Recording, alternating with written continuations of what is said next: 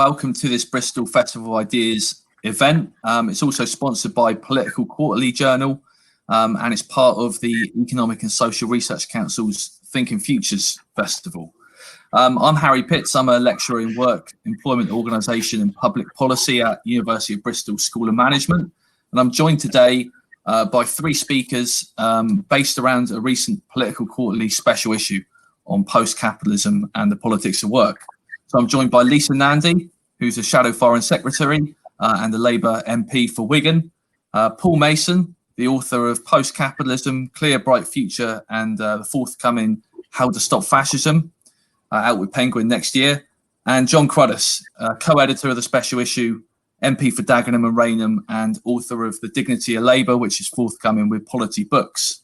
Now, the Political Quarterly special issue was looked at the bigger picture thinking that was current in the Labour Party and on the wider left over the last couple of years around post-work and post-capitalist futures, things like automation, basic income, but also the kind of wider questions of how the Labour Party think about piecing together electoral coalitions amongst the changes in the workplace and changes in the economy. Now, all of this stuff has been kind of partly changed, or some of it blown out of the water by what's happened with coronavirus and the possible death of left populism, and the election of Starmer as Labour leader, and events across the pond in the last 48 hours, 72 hours. So this is a bit trying to piece together the pieces really out of that special issue in the cold light of day now. Obviously, things are still unfolding, but in an hour, we're going to try to cover what's happening in the US, the new lockdown, and then if we get time, turn to how Labour kind of navigates this terrain.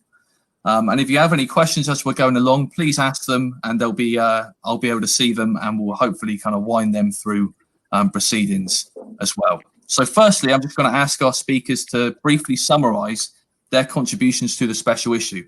I'll start with John as a co-editor of the special issue, just to say a little bit about the motivations for the collection of articles that we brought together, and some of the issues and debates that it addressed.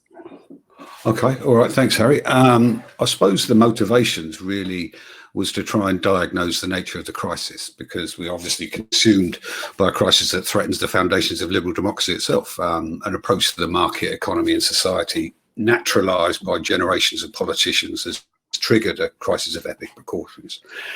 Yet the self-same politicians are least equipped to explain the crises. They know of no alternative, and that sort of sits behind the turbulence on both the left and right and ushered in new forms of political Trump, Brexit, Corbyn, symptoms of a deeper crisis, if you want.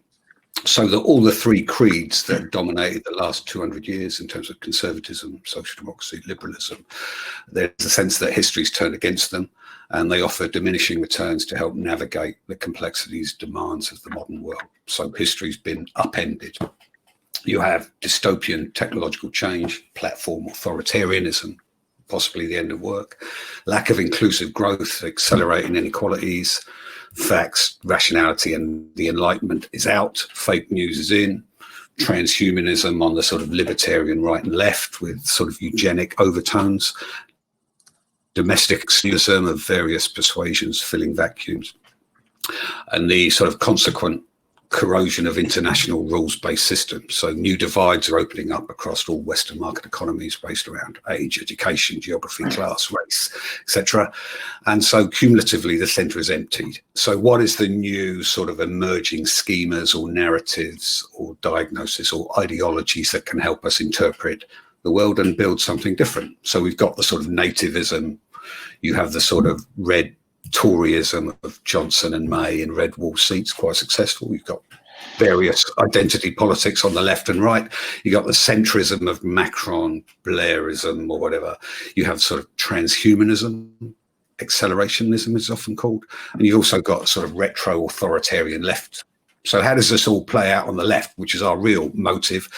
Because for 15 years or more, you could say that the Labour right has literally had nothing to say in response to this crisis, apart from factional attacks on Corbyn within the PLP, no confidence motions, coups, etc., but no renewal. So political renewal arguably has come from the left and not the right of Labour. And that's where you sort of situate the politics of post-capitalism as a response to that crisis that requires serious scrutiny, I think. And Paul's body of work is the most interesting in and around Corbynism. And what we wanted to do in the special issue was to give it an airing and start probing it. Empirical questions around automation and the demand for labour, which will influence future debates around UBI, obviously appropriate in terms of the furlough, which is a sort of proto-UBI in the context of pandemic. Questions of an over-reliance, arguably, on a few pages of Marx's Grundrisse, the fragment on the machines, which allows for a very precise reading of Marx and the future of capitalism, political agency, and future utopias, actually.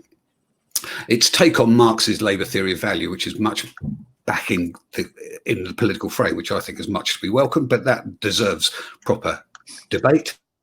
And the consequent resetting of the base of the left away from a discernible working class towards a notion of the networked youth, which is really interesting.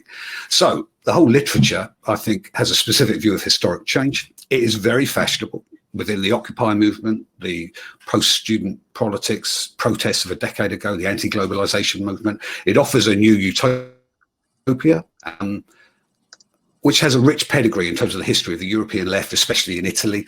And it offers genuine intellectual renewal and a return to Marx, all of which I think should be welcomed. But I think what we're trying to do is just start a conversation around it and probe it a bit more in terms of some of the assumptions and theoretical building blocks that contained within. So I think that's the sort of motivation for the special issue, Harry. Thanks, John. Turning to Paul, I mean, your piece sets out your vision of a post-capitalist transition.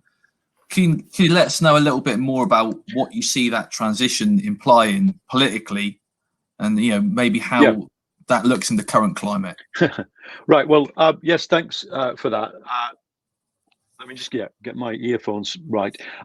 Well, yeah, obviously, there's two traditions in the 20th century left, and indeed the 19th century left. One basically says, let's start from where we are and make things better and see where we get. And another one, which is actually older, says, let's imagine the future, forget what it's like now, and actually try and design what the future could be like. Now, the problem is that for about 200 years. Is that my dog behind me? Yeah. What have you got there? For about 200 years, even utopianism, which is the design the future and go for it, has been based on work. Andre Gortz said the left needs to break from utopias based on work and move to utopias based on non-work or leisure or culture. And I work in that tradition, even though I call myself basically a Marxist. You could label me, if you wanted to accurately label me, it's that Italian word post-operaism. It's the after work Marxism.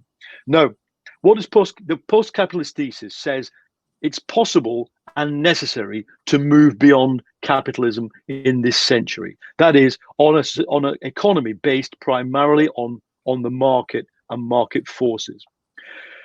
The reason why post-capitalism has become possible is because of technological change.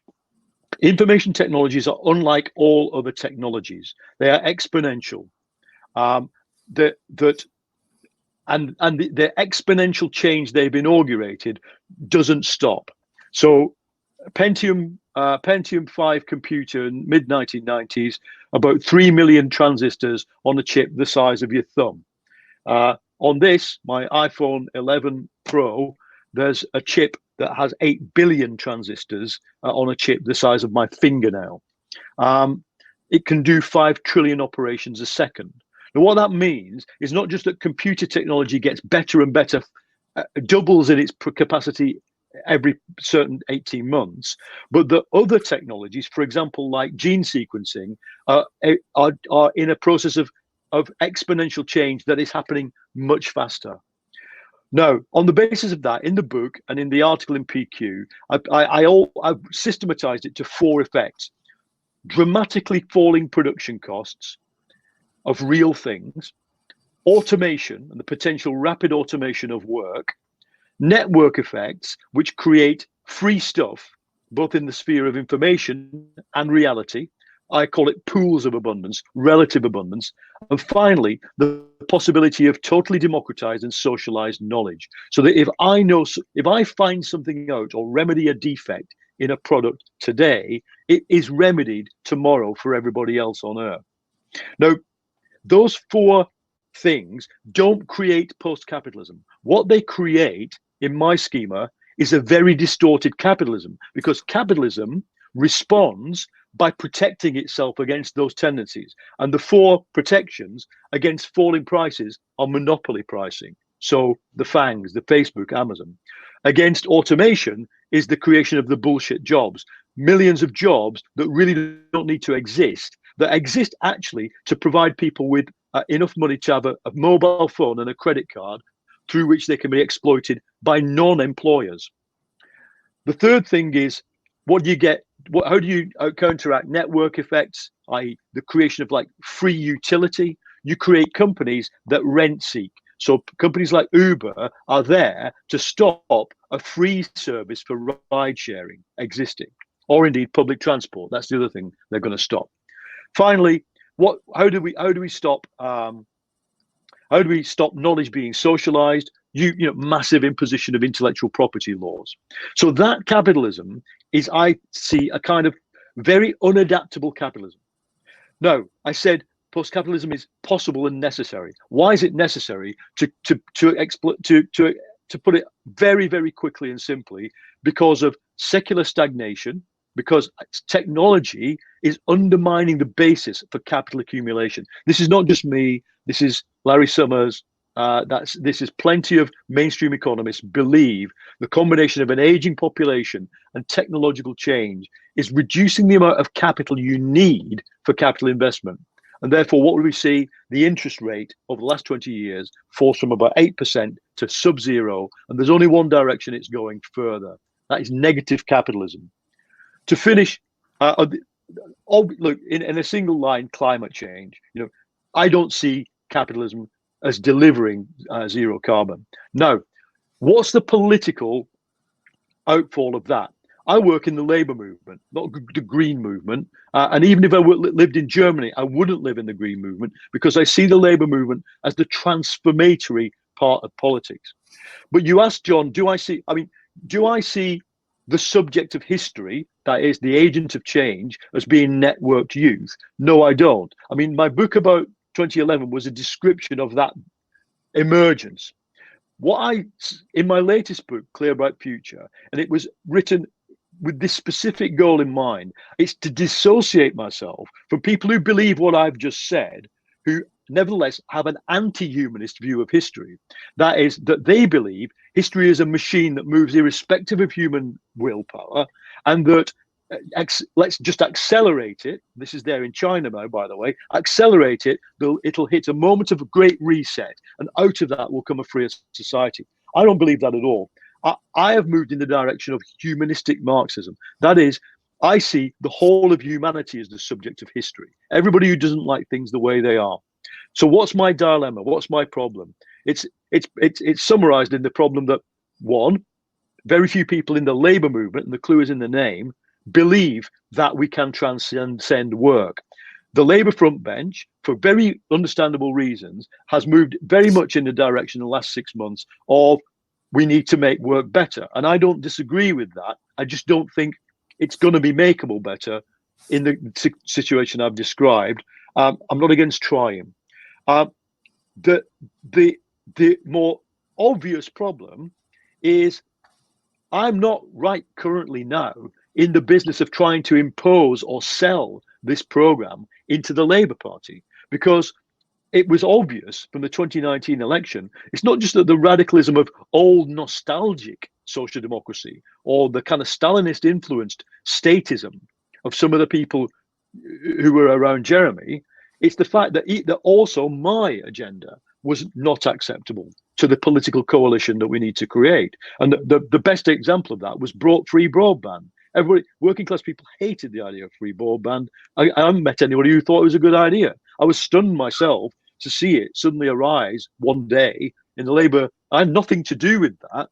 If I had, I'd have said, hold on a minute, there might be other things. So to finish, my problem is the same problem as the people who wrote the Gotha program, the German social democracy. It's what is urgent and what is strategic. What is urgent now is to construct a political alliance that can defeat the authoritarian and radical right. And to construct that political alliance, my current beef and my coming book is all about, I'm prepared to give up quite a lot of my strategic objectives for now. And I can tell you what they are when we get more time, but I won't cut out there because I'm eager to hear what Lisa has to say. Thank you very much, Paul. Lisa, your piece was about how some of this kind of bigger picture thinking and the bigger economic and political changes it addresses leaves behind, to some extent, some of Labour's kind of core constituency of voters in towns, so outside the kind of big urban centres, and some of the implications for how Labour addresses the challenges ahead electorally. So I was wondering if you could kind of relate some of that bigger thinking that we've already addressed with the kind of nitty gritty, I guess, of how Labour not only survives but manages to thrive in that context that you address in your piece. Yeah, I'd love to. I mean, I don't know if I can contribute much to post-cultural Marxism or whatever Paul was talking about, but I can definitely tell you where the sort of piece came from and how it sits within this debate, because it started very much for me with a kind of, you know, somebody who's been the MP for Wigan, not very far from where Paul originally hails from, over in Lee, for the last decade, and watching these huge cultural and political divisions growing up, to the extent that, you know, for someone who spends half their week in London at work and then the rest of the week at home in Wigan, it was like stepping from one world into another with very little common ground between them. And that has not always been the case.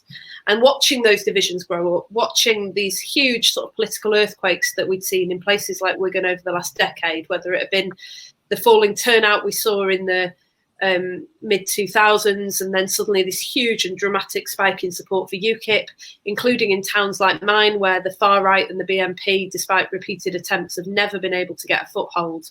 Then, of course, we had the independence referendum in Scotland, which are classed as a near miss, and then the Brexit vote a few years later. And just watching the response from the political world, including my own party, it was almost that we took exactly the wrong cues from every major political earthquake that we survived.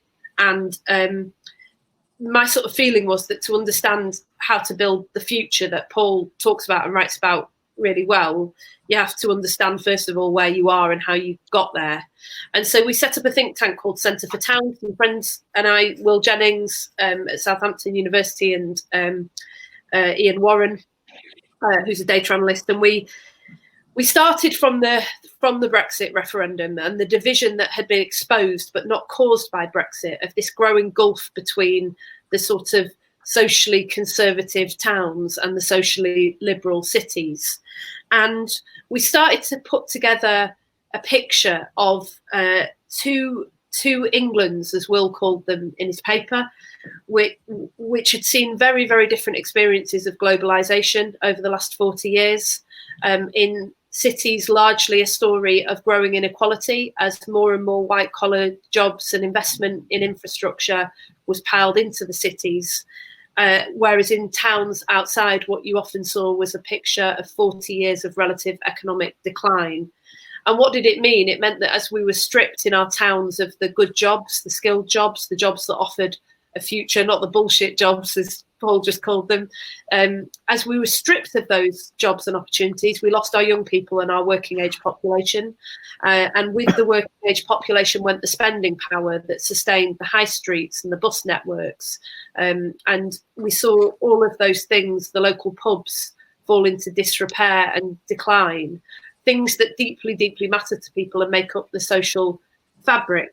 Alongside that, you have a story of an ageing population in towns and a much younger population in cities. The Manchester that I was born into was so much older than the surrounding towns, Wigan, Bury, Bolton, Oldham, because the industry was in those towns, and that's where young people flock to. Over the course of my lifetime, that has completely reversed, and the picture is completely different. So you have older people now growing old, hundreds of miles away from children and grandchildren, feeling really angry about a settlement that has broken their families apart, as well as cost them many of the things that matter. And you have this huge division that then grown up between attitudes on almost every measure, not just the European Union, but human rights, civil rights, immigration, between towns and cities, with one home largely to a socially liberal, younger, university educated population, and the other to Labour's more traditional working class coalition, who feel increasingly angry with not just the economic settlement, but the political settlement as well. I was asked recently by Gloria Di Piero, who was a colleague of ours, now a journalist, how woke is Wigan? And the truth is, it depends on how old you are. That young people in Wigan have exactly the same attitudes socially on all those issues as young people in London or in Manchester.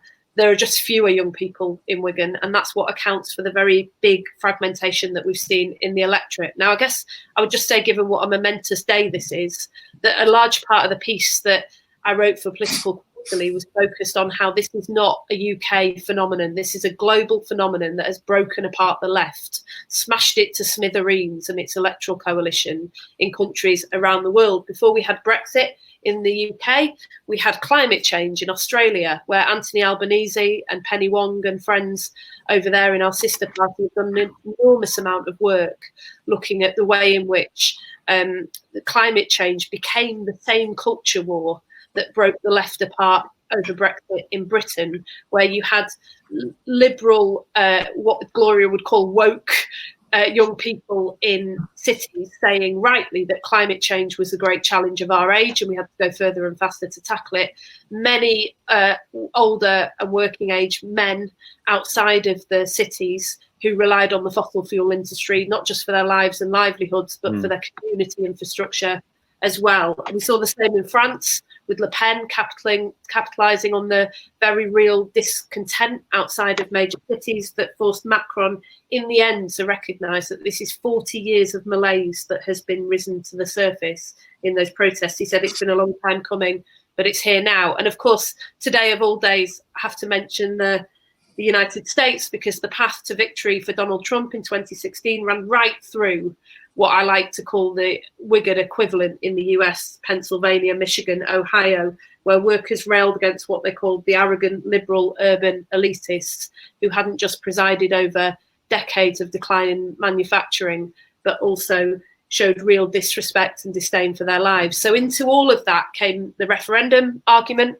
and the argument for a second referendum, and the arguments within Labour that Paul's been referring to about whether to abandon the traditional working classes outside of the major urban centres in order to try to build a new coalition amongst the young urban networked youth.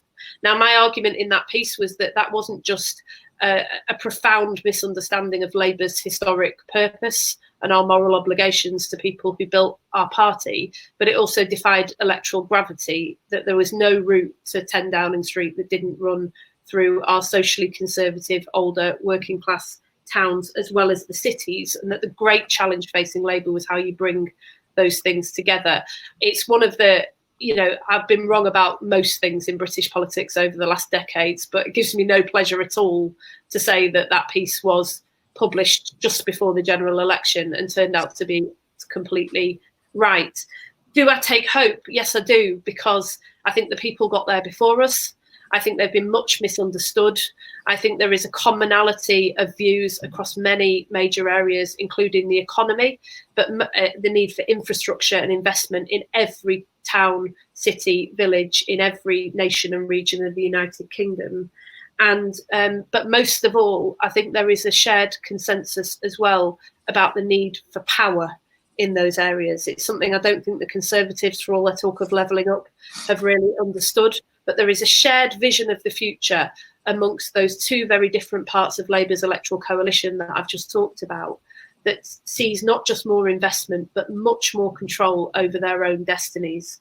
And if you look to America, where Joe Biden has managed largely actually to put together some of that coalition, much of the debate at the moment is about how Trump managed to increase the number of people who voted for him after a very, very depressing, shameful few years in America. But actually, Joe Biden has advanced the democratic cause in those core cities and in those states like Pennsylvania, Michigan, the Rust Belt, the Midwest. I think there are lessons for us to learn, lessons of what you must do better, but also lessons of what they have done right in that area. And, I would go so far as to say that the agenda that Biden and Harris have set out is more radical than an agenda that I've seen from the Democratic Party for quite some time. And I would include both Clinton and Obama in that.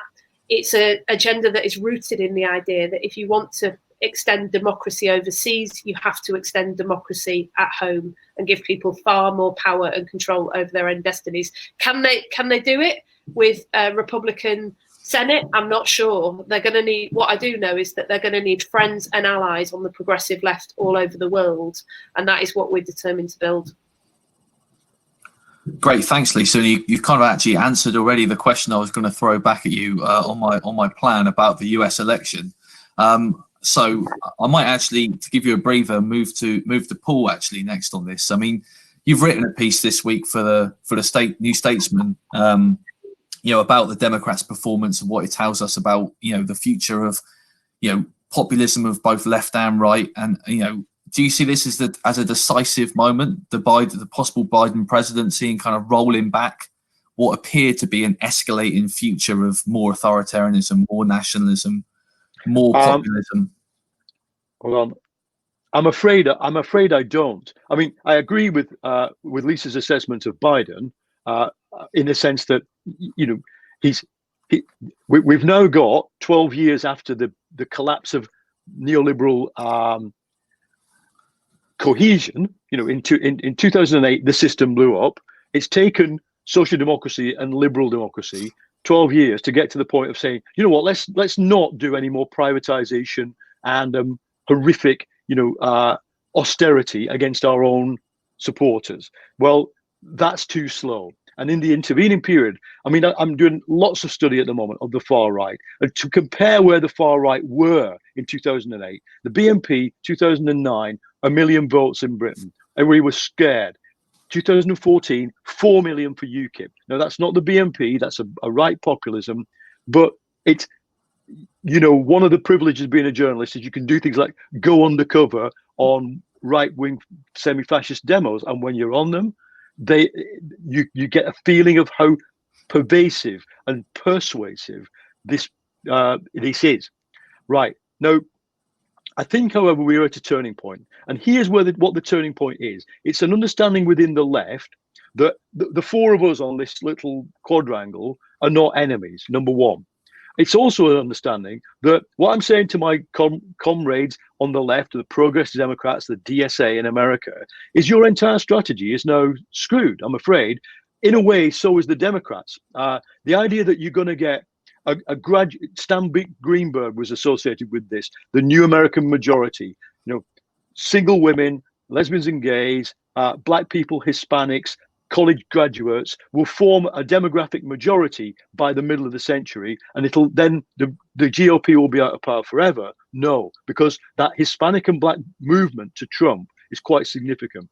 It shows you, I think, that we have to win this by ally. My favorite saying is Hannah Arendt, fascism is an alliance of the elite and the mob. That's what Trumpism was, even though it wasn't fascism. Elite plus mob. The only way we defeated that in history is to ally the center and the left. So the left's got to stop thinking that the enemy is liberalism. I wake up every day, as you know, Lisa and John, you do too, to Twitter telling me that I'm a traitor for supporting Keir Starmer. That's the number one thing. And that because I did so, I am this terrible thing, a liberal. Well, I'm not, but even if I was, I don't think liberalism is the worst thing to be when you've got a president trying to override the American Constitution, because liberalism tells them that they should struggle. So I think the future for the left has to be, and here is the most controversial thing that I'm saying at the moment to my left-wing colleagues, is it's an overt emulation of the Popular Front of the 1930s. We put aside some of what we want, the liberals, Lord Adonis and co, and possibly, Ed Davey and the rest, have to put aside some of what they want and decide to defeat electorally this alliance of the right and far right. So we're a long way now from post-capitalism, absolutely. The French Popular Front was a long way from the program of the Communist Party, which created it. Well, that's what we're going to have to do. And I think that if we can create an ethos of collaboration, that's the next stage.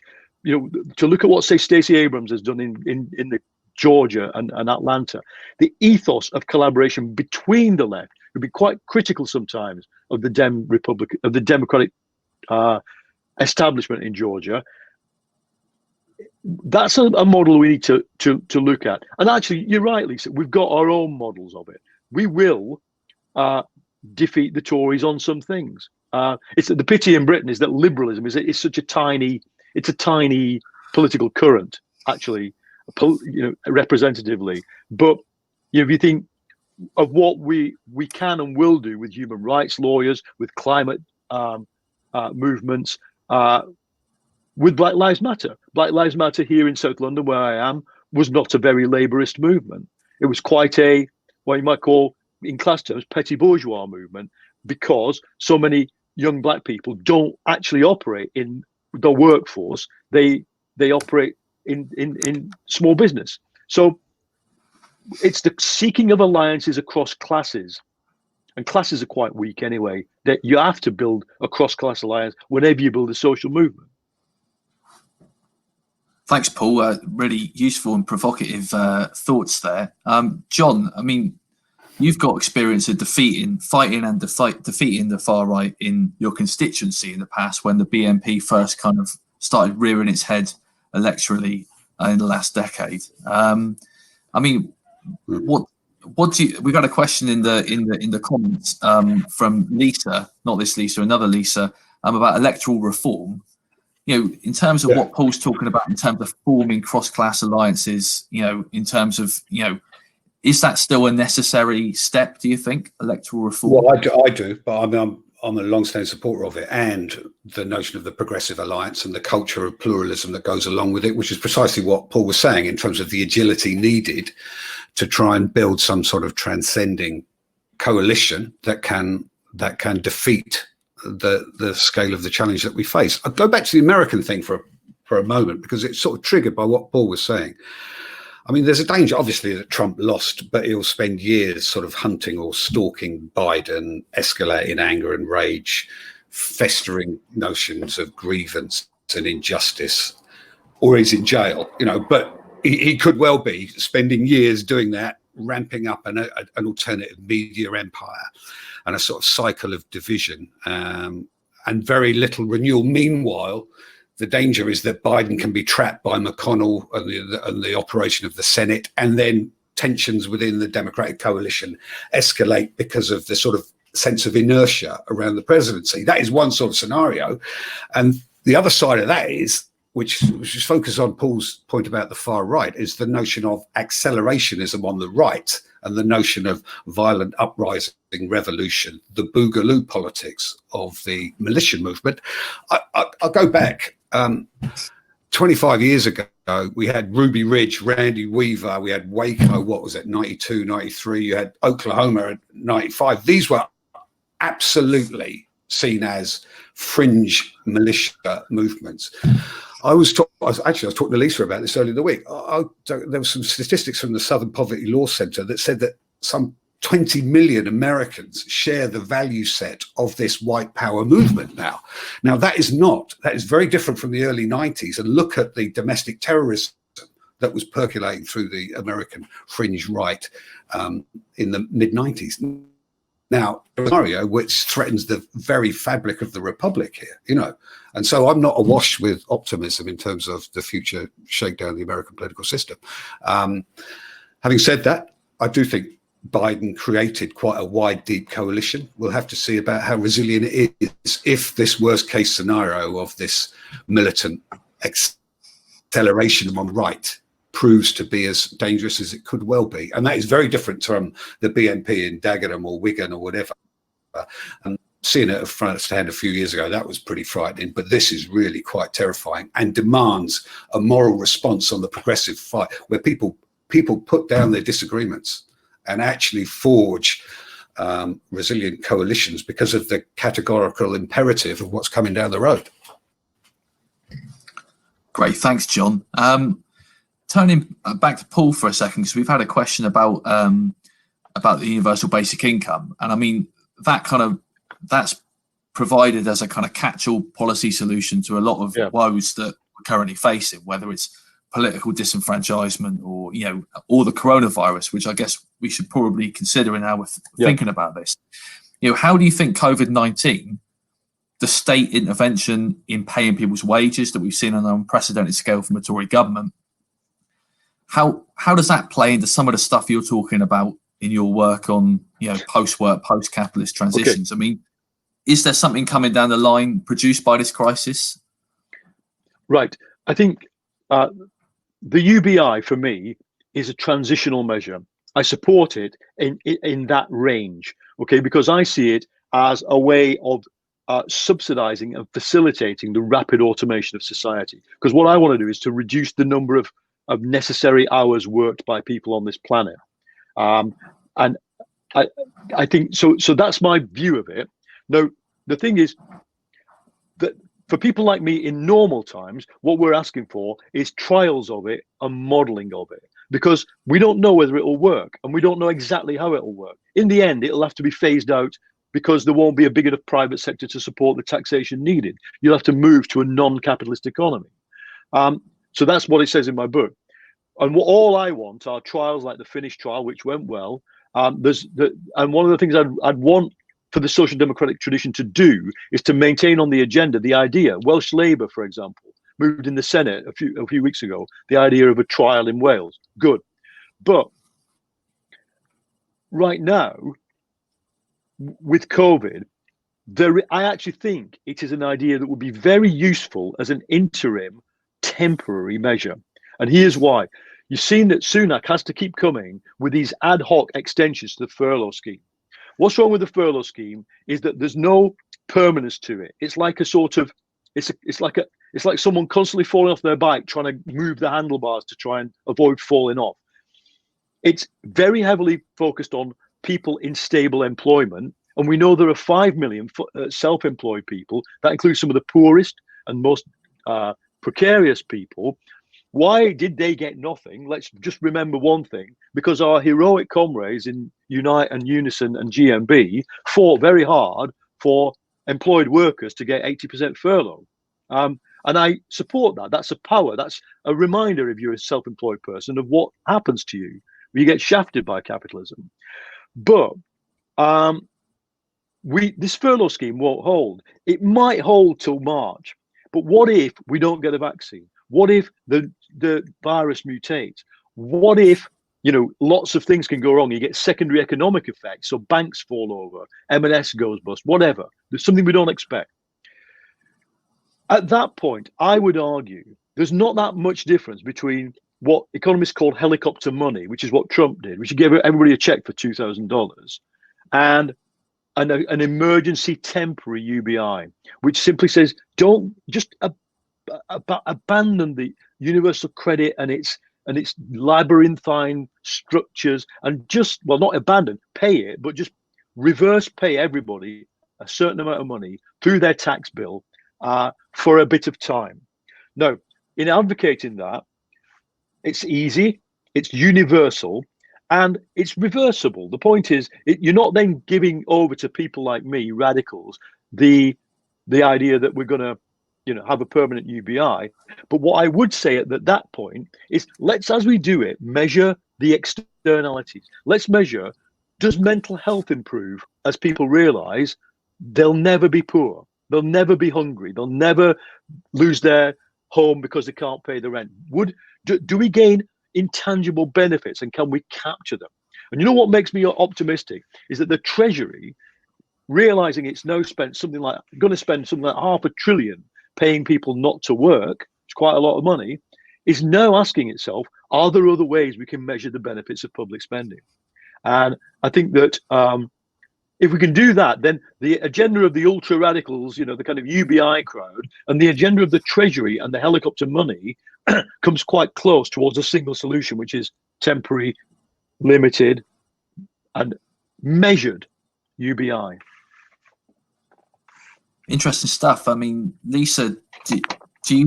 I think with your kind of foreign affairs brief hat on, COVID-19 is reshaping the relationship between state and society the world over, obviously. And I mean, one thing that in the introduction that John and I wrote to the special issue, we were writing about the threat of digital authoritarianism unleashed by COVID, when our government, in the UK at least, is clearly not even capable of organising an efficient test and trace system, let alone anything more dystopian than that. But on the global scale, this is being felt differently in different places. I mean, do you see COVID-19 as as an intensification of some of the same tendencies that we've seen playing out on the world stage over the past few years?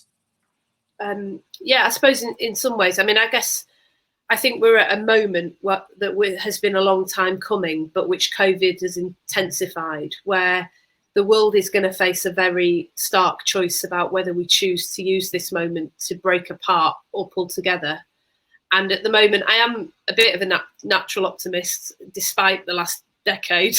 But I suppose I probably share Paul on his pessimistic couch on some of this, because I think at the moment the trend, the direction of travel is very much about breaking apart. At the moment, we most need solidarity. The Director General of the World Health Organization says the greatest threat that we now face is not the virus itself, it's the lack of solidarity globally and locally. Now, what's interesting to me about that quote is not just, he doesn't just focus on the global, the need to make sure that when we come up with a plan for the vaccine, we're not pitting the people of Bolton against the people of Bangladesh, but we're recognizing that unless we defeat COVID everywhere, we don't defeat it anywhere.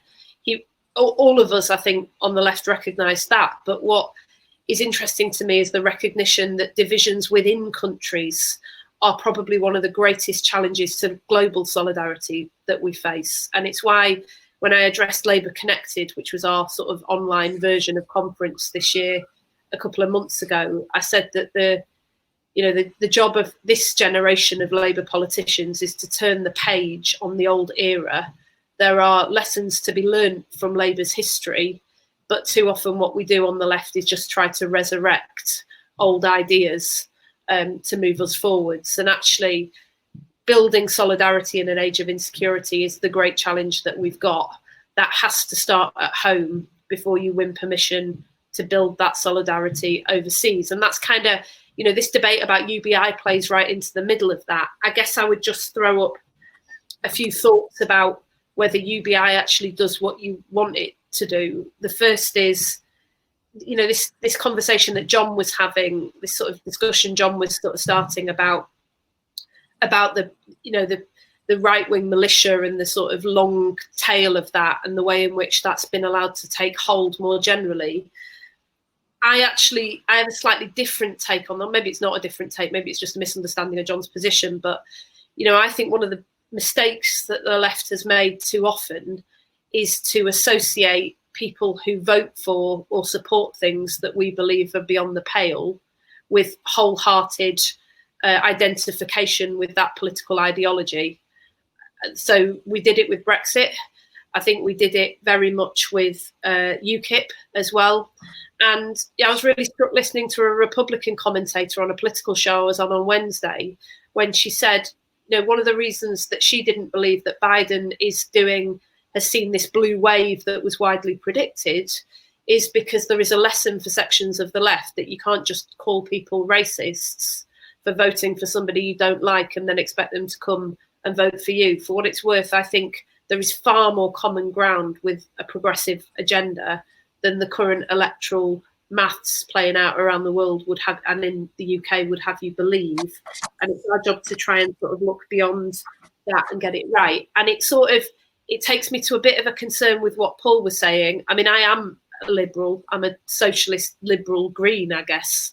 And, many times that's put me in a very different place to my own constituents on some of the major questions of the day, at least some of my older constituents. But I also have a respect for that strand of conservatism that I think offers us a path to the future. When I was doing the shadow energy and climate job for Jeremy, one of the things that really depressed me was the way in which we'd cut Conservatives out of the picture when it came to being allies in climate change. And actually social Conservatives feel more strongly about the environment and climate change than social liberals in many respects. I get more letters in Wigan about the environment than I do about any other issue. And there are, National Trust members should be a huge coalition for us in the fight against climate change and for a greener world. So there is an alliance to be built there that isn't just an alliance of the left and liberals against fascism and rising xenophobia. It's an alliance that I think has to take us much broader than that. Now, that is challenging because the last 4 years on the left, I think, have been the story of people who can't even build a tent broad enough to contain ourselves in it. But perhaps this is the moment when we might start to turn the page on that sort of politics, and perhaps America does too, and perhaps we can build a global network that supports us to move that forwards. Great, thank you very much, Lisa. Just to close, because we're nearing the end of our hour. I know we started a little later, so we might run over a few minutes. But I just wanted to, we've touched upon it throughout the discussion, but the role of the Labour Party in this. But starting with John, I just wanted a few closing thoughts on what the meaning of under new management, which is this repeated refrain that we hear around the Starmer leadership. What does this mean for how Labour address these big global technological challenges that are confronting us in the future today? Well, I think you have to say the jury's out at the moment in terms of how they're going to do it. I mean, quite rightly, I think he said in an Observer interview a couple of weeks ago that Keir Starmer saw it as three phases: re-establishing trust, establishing a vision, and then developing policy as a sort of triptych, a political triptych. That sort of makes sense to me. And obviously in the middle of a epic COVID crisis, you can't achieve the vision thing when you're sort of trying to re-establish trust with the electorate, introduce yourself in the middle of a tiny virus detonating the planet. So it's not the benign environment to try and start that off. But I like the sort of method that he's trying to develop, if that's the way he's going to do it. My problem is, if you see the evolution of New Labour, for example, was a 20-year project to gain and retain power that fed off developments of the Euro-communist movement, the Labour Coordinating Committee. It had tributaries towards 1997 that were 20 years developing in opposition, nearly 20 years. My fear is the intellectual resources that Keir has at hand, the repopulating a left politics, a reimagination of how we can do a sort of remoralizing of the left away from the sort of technocratic managerialism that has been so pervasive over the last 20 years. It's a really tough challenge, but it's all because of the scale of the challenge and the imperative to achieve it. Everyone has to get involved to build something that can be best equipped to take on the forces that we're against. I think it's not impossible. It's just going to be very difficult. And the question is, have we got the intellectual capacity to reimagine a future for social democracy in a radical sense? That's why this debate around post-capitalism is interesting, because it is big. It works with big ideas. It's not a sort of small target politics. You know what I mean? It's big. It's sort of passionate, and it has real intellectual depth in terms of the resources it draws on. That's why it needs to be tested and argued around. But if that's commensurate with the scale of the challenge, as I mean, rather than some of the stuff that's dominated Labour over the last 25 years. Thanks, John. Paul, do you want to come in on that? I think that the task of Labour in the next 10 years is to get into power, and to, if you can get a two-term government for lasting 10 years, to try and rapidly decarbonize Britain in that 10 years in a consensual way. That is the task given by history. You can, if you've got any intergenerational solidarity, that's what you need to do. Now, I agree with Lisa that we're going to have to the Green New Deal and all this stuff that Becky did was brilliant, but it can't be a shibboleth. In particular, because I also agree with you that there could be potentially strong support for an environmental-based rapid transition among exactly those groups of social conservative, not just old people, but young people, that we could assemble a real, social coalition around that. And that is what I think we have to do. And, so that, when you choose to do one thing, it means that there are some other things you can't do. And I think that I share John's frustration, actually, with Keir, in a way, has ended up where John McDonnell and Jeremy Corbyn were. And I've told them both, lots of them this to their face. Politicians don't know what they don't know. That's their problem, because they don't live in a world of ideas. You do, John and Lisa. But in general, you haven't got time to live in a world of ideas. So if somebody comes up to you and says, what the classic conversation is, what should we be doing about X, like UBI? And you say, well, what I've just said. But then you say, by the way, there's something you don't know. Did you realize that there's what you just said, John? There's 20 million people in America who believe fascist ideas. Did you realize that the Davos agenda, Klaus Schwab's The Great Reset, which I would see as a kind of soft liberal reform program, is now the subject of its very own right-wing conspiracy theory? So that people say the UBI and circular economy and decarbonization are a plot by the global Jewish left and then you can fill the rest in. And when you say that to politicians, they say, no, I actually didn't know that. And then you say, well, why do you think your people in your constituency are going on about QAnon? Aren't you interested in that? So look, what I think the point is here, what we're doing here, courtesy of the Bristol Festival Ideas, is what should be going on inside Labour.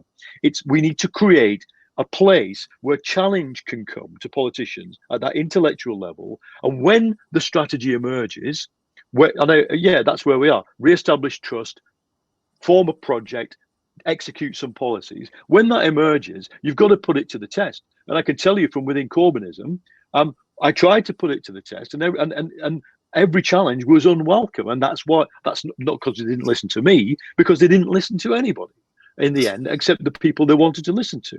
Or if you look at the people who chipped off and fell away from Jeremy's team, not just the ones like you, Lisa, who resigned, but quite loyal people who just by the end of it said, well, if you're not listening, let's not do that again. What the worst thing would be is if we go in because we've got a strong leader, we're very competent, that they end up thinking, oh, we know what to do now. I don't think they do. And the absence of policy, what's it leading to? I'll finish here.